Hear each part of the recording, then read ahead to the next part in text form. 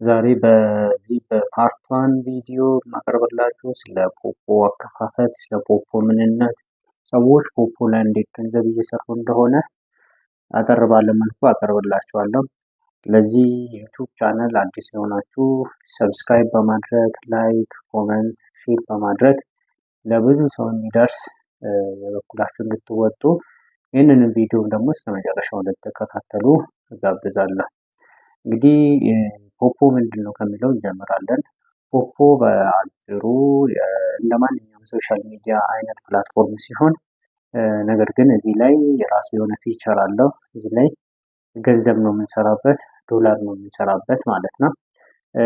እንደ ሶሻል ሚዲያ ከፈለግን እንደ ሶሻል ሚዲያ መጠቀም እንችላለን። ለምሳሌ ሾርት ቪዲዮ እና ፎቶ ፖስት በማድረግ መጠቀም እንችላለን።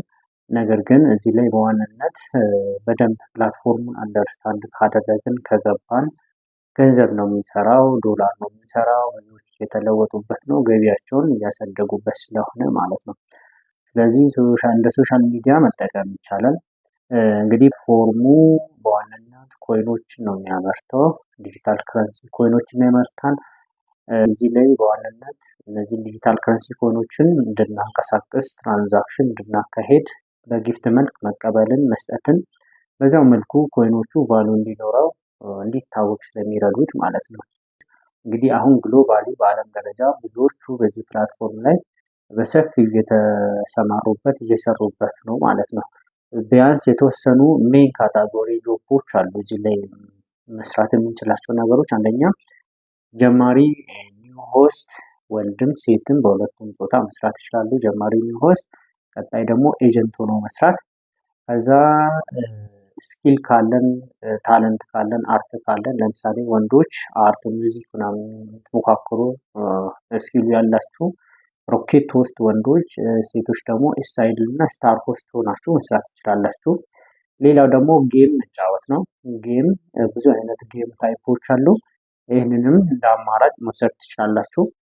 እንግዲህ እነዚህ ናቸው ሜን ጆብ ካታጎሪያቸው። ስለ ፖፖ ይሄን ካልኩኝ ፖፖ ለሰዎች እንዴት ነው የሚከፍለው፣ ምን ሲያደርጉ ነው ገንዘብ የሚከፍለው የሚለውን ደግሞ እናወራለን። እንግዲህ ፖፖ ላይ ቀደም ብዬ እንደተናገርኩት ኮይኖችን እንድናንቀሳቅስ፣ ኮይኖችን ሰብስበ ኤክስቼንጅ እንድናደርግ ከኛ ኤክስፔክት ይደረጋል ማለት ነው። ስለዚህ እነዚህ ኮይኖች በተለያየ ሚንስ በተለያየ ሜካኒዝም በ24 ሰዓት አንዴ እንደ ዴይሊ ታስክ ወስደን ኮይኖቹን ኮሌክት እናደርጋለን። መልሰን ደግሞ ምን ማድረግ አለብን? ኤክስቼንጅ ማድረግ አለብን ማለት ነው።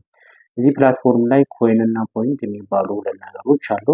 ኮይኖች ዲጂታል ከረንሲ ሲሆኑ ፖይንቶች ደግሞ መኒ ዶላርስ ማለት ነው። ለምሳሌ 10,000 ፖይንት ማለት $1 ማለት ነው።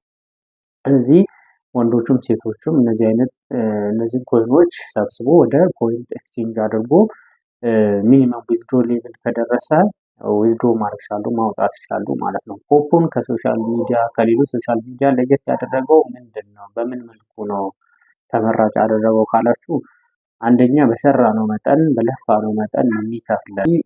ፖፖን ተመራጭ የሆነበት ምክንያት አንደኛ አከፋፈል ሲስተሙ በጣም ኢዚ፣ የሰራነውን ገንዘብ ኢትዮጵያ ውስጥ ካለን በማንኛውም ዲጂታል ፔመንት ሲስተም ዊዝድሮ ማድረግ ትችላላችሁ። ለምሳሌ በቴሌብር፣ በሲቪ ንግድ ባንክ፣ በማንኛውም የፕራይቬት ንግድ ባንክ ዲጂታል ፔመንት ሲስተሞች ከ2 እስከ 3 ደቂቃ አማካኝነት ዊዝድሮ አድርጋችሁ ወዲያው አካውንታችሁ ላይ ዲፖዚት ይሆናል ማለት ነው። አንዱ ተመራጭ የሆነበት ምክንያት ይሄ ነው። አንደኛው በለፋ ነው በሰራ ነው መጠን ይከፍለናል ማለት ነው።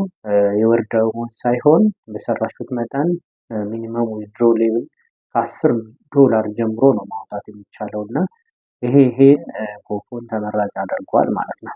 ስለዚህ ይሄን ካልኩኝ ፖፖን እንዴት ነው መጀመር የሚቻለው የሚለውን ደግሞ እናያለን። ፖፖ አፕሊኬሽን ወይም ፖፖ ላይቭ ስትሪም አፕሊኬሽን ማግኘት የምንችለው በኤጀንት በኩል ሊንክ ተልኮልን ያንን ሊንክ ተጠቅመን አፑን ከፕሌይ ስቶር ዳውንሎድ ማድረግ።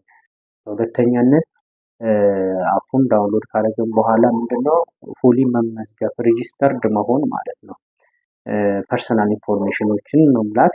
እድሜ ከ18 ዓመት በላይ የሆነ ሰው ማንኛውም ሰው ይህን ፕላትፎርም መጠቀም ይችላል። ሀገር ኢትዮጵያ ውስጥ ካላችሁ ኢትዮጵያ ብላችሁ መሙላት። ብዙ ጊዜ ዳውንሎድ ሁለት አይነት አማራጭ ይሰጣችኋል፣ ወይ በፌስቡክ ወይ በጂሜል አካውንት በጂሜል አካውንት ቢሆን ሪኮመንድድ ነው። ዋንስ እነዚህ ዳውንሎድ ካደረጋችሁ በኋላ ፐርሰናል ኢንፎርሜሽን ከሞላችሁ በኋላ ሁለት መሰረታዊ ነገሮችን መሙላት አለባችሁ። አንደኛ እንዳልኳችሁ በኤጀንት በኩል ስለሆነ ሊንኩ የሚላክላችሁ ኤጀንት ሊንክ ተጠቅማችሁ የእናንተን ኤጀንት አይዲ መሙላት። ሁለተኛ የፊት አሻራ ፌስ አውተንቲኬሽን መስጠት ማለት ነው። እነዚህን ነገሮች ከሞላችሁ በኋላ አካውንታችሁ ሌጋል ሆነ ህጋዊ ሆናችሁ የሰራችሁትን ስራ ህጋዊ ሆኖ ኮይኖቹን ሌጋሊ ማንቀሳቀስ ትራንዛክሽን ዊዝድሮ ማድረግ ትችላላችሁ ማለት ነው።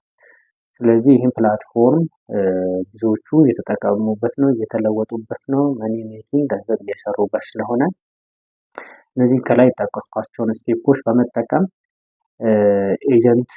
ጥሩ ኤጀንት ያስፈልጋል። ኤጀንት ማለት እዚህ ፕላትፎርም ጀማሪ ነው፣ ሆስት እና ኤጀንት የሚባል ነገር አለ። ጀማሪ ሰው ሆስት ነው የሚባለው። ኤጀንት ማለት ፕላትፎርሙ ላይ የቆየ የሚያስተምራችሁ፣ ጋይድ የሚያደርጋችሁ፣ የሚያሰለጥናችሁ፣ ሰፖርት የሚያደርጋችሁ በየቀኑ እናንተን ጋይድ እያደረገ ሜንተር እያደረገ ብቁ አድርጎ ወደፊት ደግሞ እናንተ መልሶ ኤጀንት የሚያደርግ ማለት ነው። ስለዚህ ለጀማሪ ኤጀንት አይዲ ስለሚያስፈልግ ኤጀንት ያስፈልጋችኋል። ምናልባት ከኔ ጋር ለመስራት አብረን ሰርተን ለማደግ መሻት ያላችሁ ሰዎች ወይም ፍላጎቱ ያላችሁ ሰዎች ከኔ ጋር መስራት ትችላላችሁ። ከዚህ ዩቲዩብ ቪዲዮ መጨረሻ ላይ ትክክለኛው የኒው ሆስት ሬጂስትሬሽን ሊንክ የፖፖ ሊንክ ያስቀምጥላችኋለሁ። ያንን ሊንክ ተጠቅማችሁ አፑን ዳውንሎድ አድርጋችሁ ኢንቫይተር አይዲ ያለ ኢንቫይተር አይዲን እዛ ጋር ማስቀምጥላችኋለሁ። ያንን ከሞላችሁ በኋላ የፊት አሻራም መሙላት ትችላላችሁ። መሙላትም አለባችሁ ኦፍ ኮርስ። ያንን ከሞላችሁ በኋላ ሴት ከሆናችሁ የመጀመሪያው ዴይሊ ታስክ ላይቭ ስትሪም ማካሄድ ነው። ለሴቶች የበለጠ ሪዋርድ ይሰጣል፣ ቦነስ ይሰጣል፣ ያበረታታል። ስለዚህ የመጀመሪያው 7 ቀን 1 ሳምንት የዌልካሚንግ ሪዋርድ ቦነስ ስለሚሰጥ ሴቶች ኢሚዲየትሊ አፑን ካገኙ ዳውንሎድ ካደረጉ በኋላ የመጀመሪያው ታስካቸው የመጀመሪያውን ዴይ ዋን ለ2 ሰዓት ላይቭ ስትሪም መቀመጥ፣ ከዛ $1 ሪሲቭ መውሰድ ማለት ነው። $1 ያገኛሉ ማለት ነው። ከዛ እንዲህ እያደረጉ በቀን 2 ሰዓት ለ7 ቀን $1 እየወሰዱ ዌልካም ሪዋርዳቸው ሪሲቭ ያደርጋሉ ማለት ነው። ከ7 ቀን በኋላ ግን ኖርማል ዴይሊ አክቲቪቲ ዴይሊ ታስክ ላይ ይሳተፋሉ ማለት ነው።